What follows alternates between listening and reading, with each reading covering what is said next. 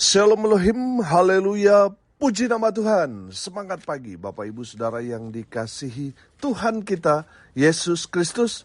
Jumpa lagi bersama saya Pendeta Samuel Mabuntu dalam Renungan Pagi. Ke 2308 hari Renungan Pagi ini mengudara. Puji Tuhan. Bapak Ibu Saudara yang dikasihi Tuhan, sebelum kita membaca, mendengarkan, dan merenungkan firman Tuhan hari ini, mari kita berdoa, minta pimpinan Roh Kudus. Kita berdoa, Bapa di surga, berbicaralah kepada kami semua. Pakai firman Tuhan ini untuk menegur kami, menasihati kami, meneguhkan iman percaya kami, dan memberkati kami semua. Di dalam nama Tuhan Yesus yang adalah firman Allah yang hidup, kami berdoa. Amin. Haleluya. Bapak Ibu Saudara yang dikasihi Tuhan, bersama dengan saya kita akan belajar Alkitab dari kitab Kejadian sampai kitab Wahyu. Mari buka Alkitab kita. Yoel pasal 3 ayat 1 sampai ayat 8. Di bawah perikop hukuman atas musuh-musuh Israel. Demikian firman Tuhan. Sebab sesungguhnya pada hari-hari itu dan pada waktu itu, apabila aku memulihkan keadaan Yehuda dan Yerusalem, aku akan mengumpulkan segala bangsa dan akan membawa mereka turun ke lembah Yosafat.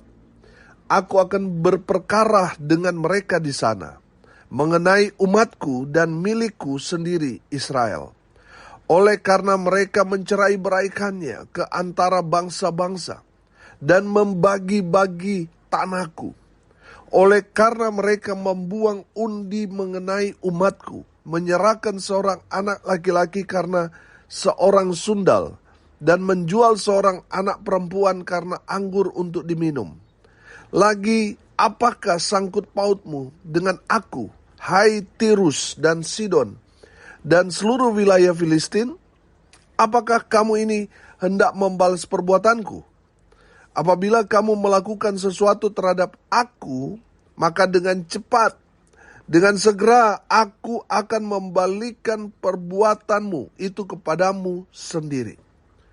Oleh karena kamu telah mengambil perakku dan emasku, dan telah membawa barang-barangku yang berharga, yang indah-indah ke tempat-tempat ibadahmu, dan telah menjual orang-orang Yehuda dan orang-orang Yerusalem kepada orang-orang Yunani, dengan maksud menjauhkan mereka dari daerah mereka. Sesungguhnya, aku akan menggerakkan mereka dari tempat kemana kamu menjual mereka, dan aku akan membalikan perbuatanmu itu ke atas kepalamu sendiri. Aku akan menjual anak-anakmu laki-laki dan perempuan kepada orang-orang Yehuda, dan mereka akan menjual anak-anakmu itu kepada orang-orang Sheba, kepada suatu bangsa yang jauh, sebab Tuhan telah mengatakannya. Amin, firman Tuhan. Haleluya.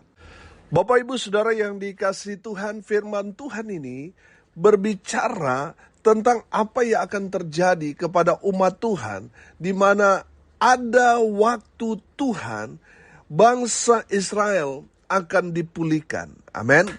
Saudara yang dikasihi Tuhan, di saat umat Tuhan dipulihkan, maka itu akan menjadi hari di mana musuh-musuh Israel akan dihukum.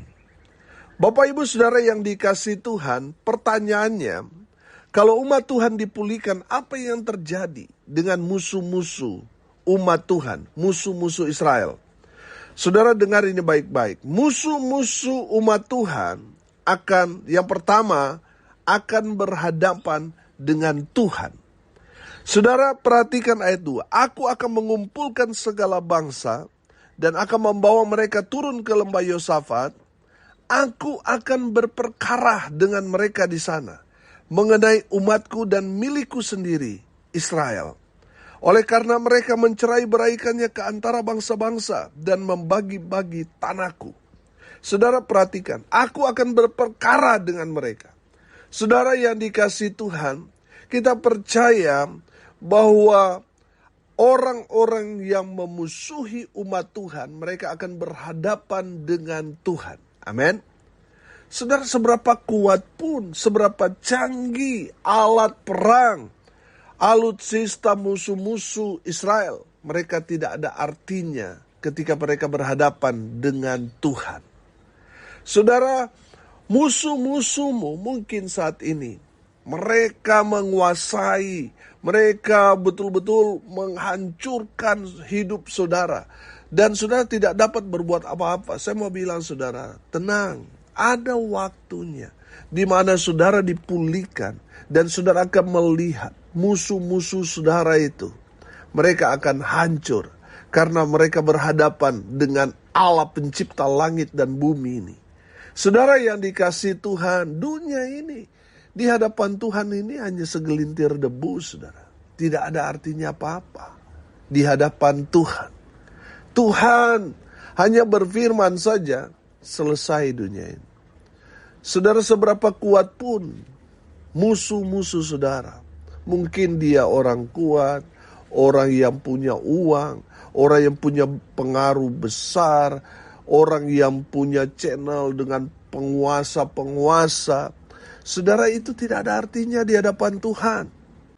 Senjata-senjata musuh Israel, senjata-senjata musuh dari umat Tuhan, itu akan lenyap, saudara. Akan luluh, akan habis ketika musuh-musuh itu berhadapan dengan Tuhan.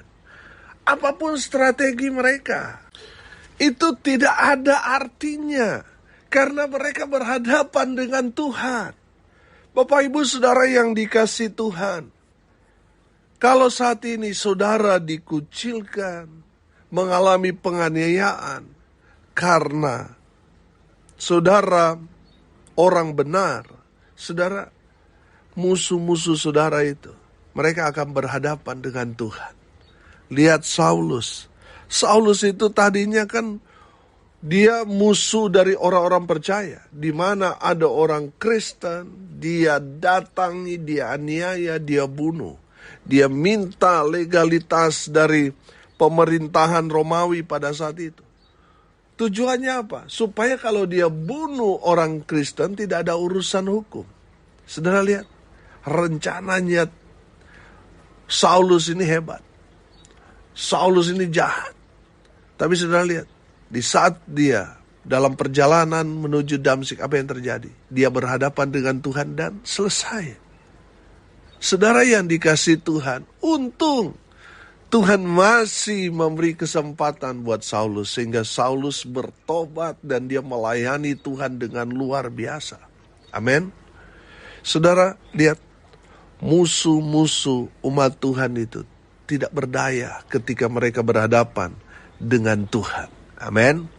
Saudara, mungkin sebelum saudara percaya Tuhan, banyak teman saudara.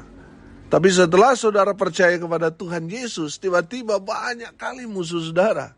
Orang yang tadinya bersama-sama dengan saudara, bisa jadi musuh saudara. Bahkan orang tua sendiri, kakak beradik, keluarga yang ada di sekitar kita. Di saat kita percaya sungguh-sungguh pada Tuhan, mereka menjadi musuh saudara. Saudara yang dikasihi Tuhan, dengar ini baik-baik. Orang-orang yang memusuhi orang percaya, mereka akan berhadapan dengan Tuhan. Tuhan yang akan membela dan berperang untuk orang-orang percaya. Haleluya. Yang kedua, musuh-musuh umat Tuhan, mereka akan kena perangkap mereka sendiri. Saudara lihat ayat 4. Lagi apakah sangkut pautmu dengan aku, hai Tirus dan Sidon, dan seluruh wilayah Filistin? Apakah kamu ini hendak membalas perbuatanku? Apabila kamu melakukan sesuatu terhadap aku, maka dengan cepat, dengan segera, aku akan membalikan perbuatanmu itu kepadamu. Sudah perhatikan. Maka dengan cepat, dengan segera, aku akan membalikan perbuatanmu itu kepadamu sendiri. Saudara yang dikasihi Tuhan, musuh-musuhmu mungkin memasang perangkap buat saudara. Tapi percayalah, Tuhan akan balikan perbuatan mereka yang tadinya mereka rencanakan itu untuk mencelakakan kita.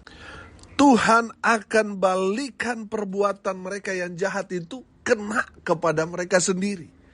Mereka akan mengalami senjata makan Tuhan. Amin. Bapak Ibu Saudara yang dikasihi Tuhan, itulah sebabnya Tuhan mengajarkan kita untuk tidak membalas kejahatan dengan kejahatan. Karena kalau kita sudah mengambil bagian, kita balas kejahatan orang, kita balas dengan kejahatan, bagian Tuhan itu sudah tidak ada. Maka Tuhan akan menghukum kita karena kita mengambil porsinya Tuhan. Bapak Ibu Saudara, dengar ini baik-baik. Kalau ada orang yang berbuat jahat kepada saudara, jangan balas. Biar Tuhan yang balas. Karena kalau saudara yang membalasnya, Tuhan akan menghukum saudara.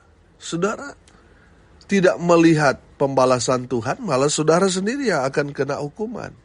Firman Tuhan mengajarkan kepada kita, balaslah orang yang berbuat jahat kepada kita dengan kebaikan. Jangan mau kalah dengan kejahatan.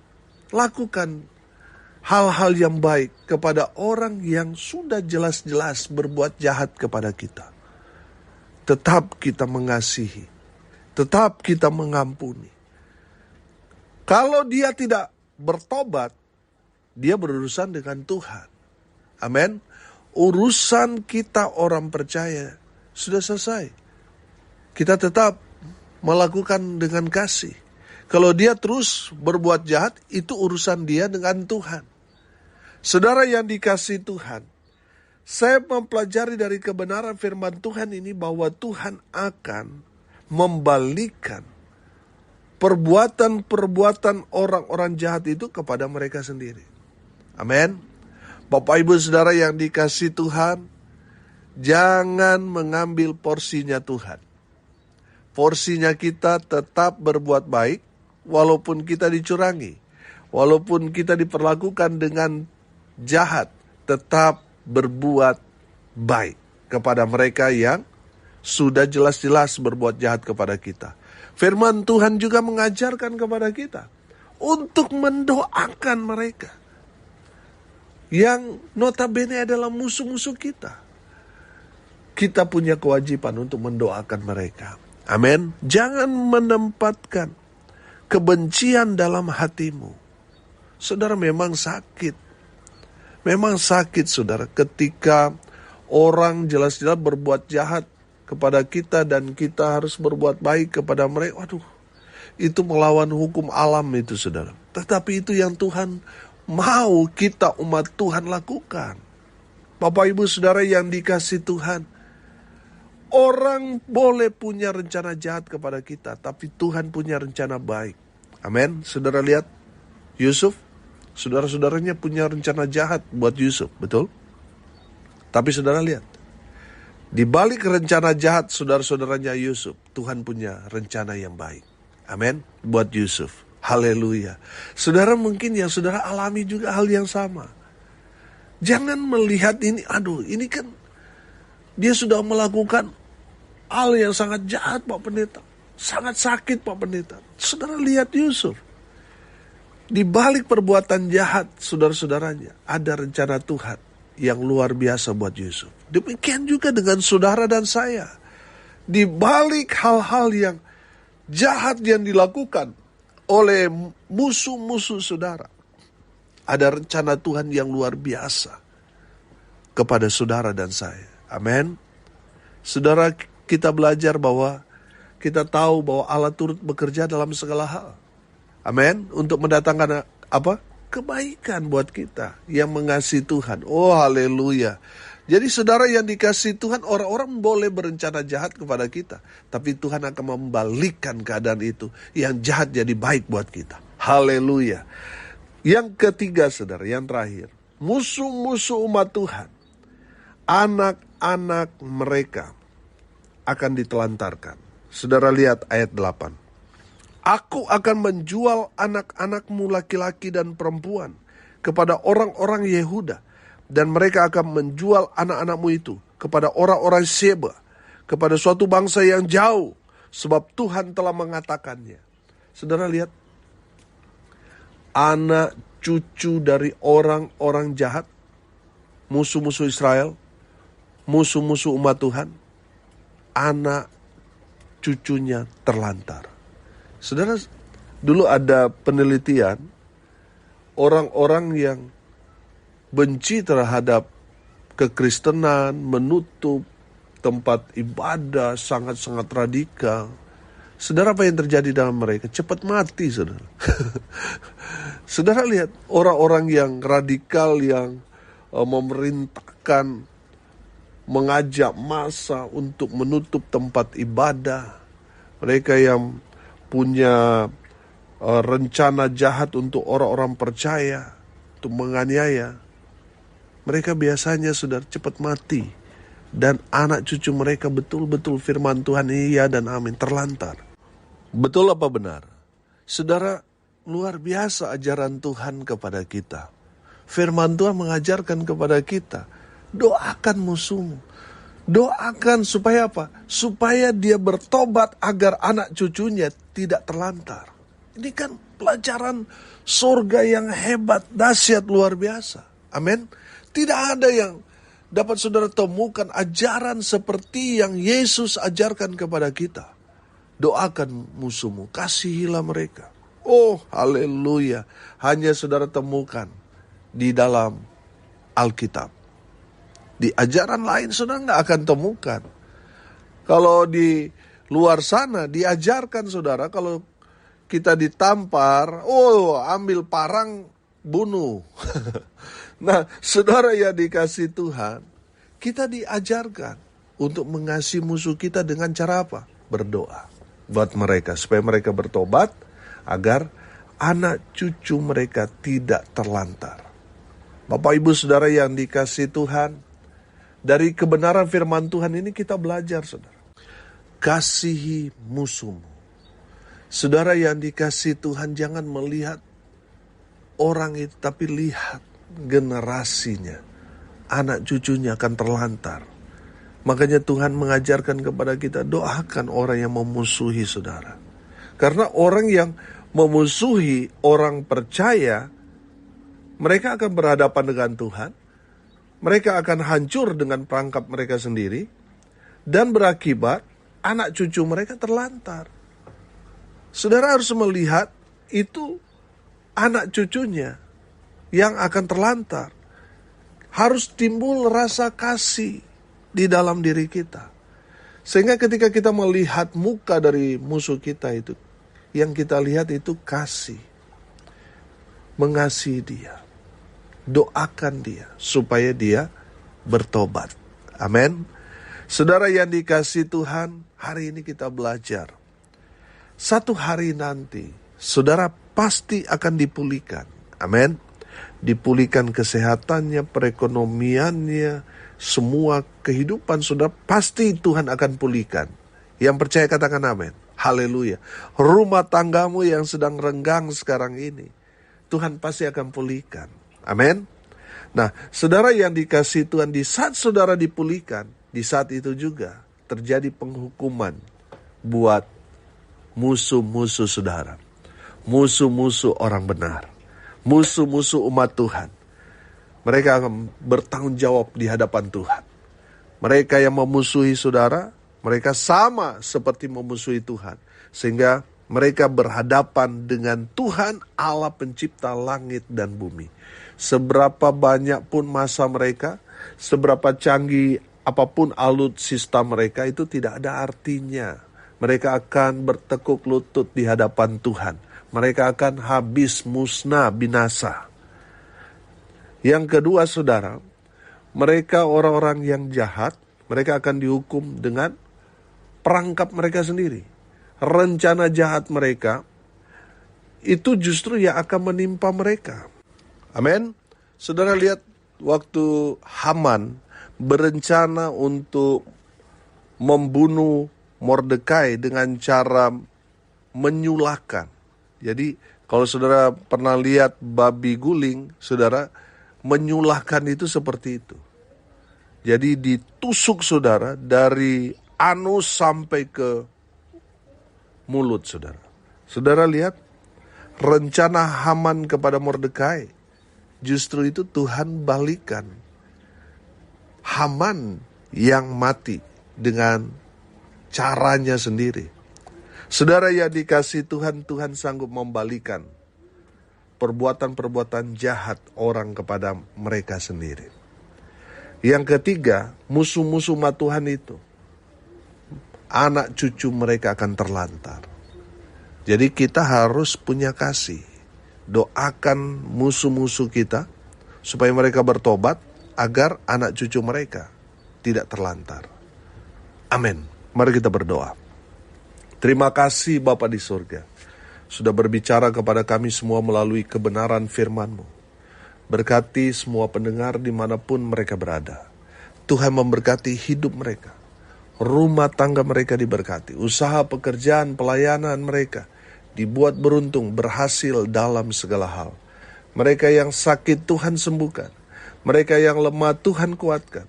Tuhan hibur mereka yang saat ini sedang berduka cita.